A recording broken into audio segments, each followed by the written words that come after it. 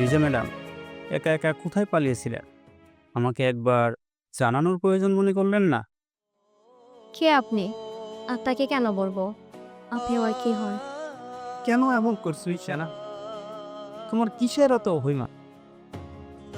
তুমি কিভাবে ভাবলে আমি আবার মালিহার কাছে ব্যাক করব?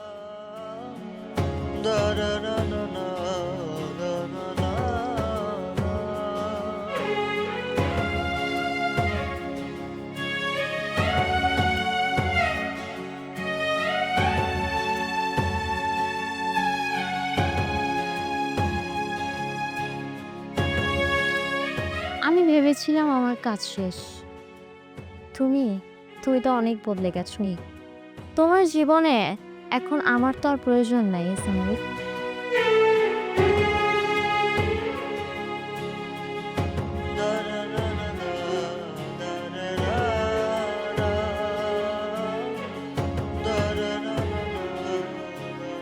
ও কামড়ি, তুমি কি একটুও বুঝতে পারোনি?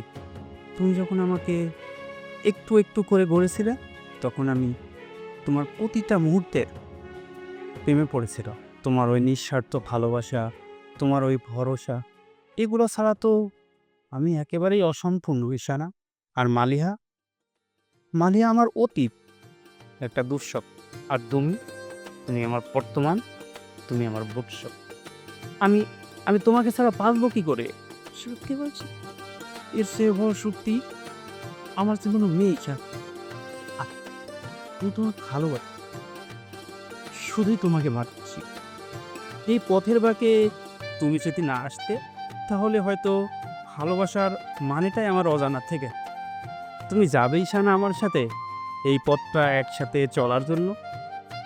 তোমার হাতটা ধরলে মনে হয় সব ভয় কেটে যায়।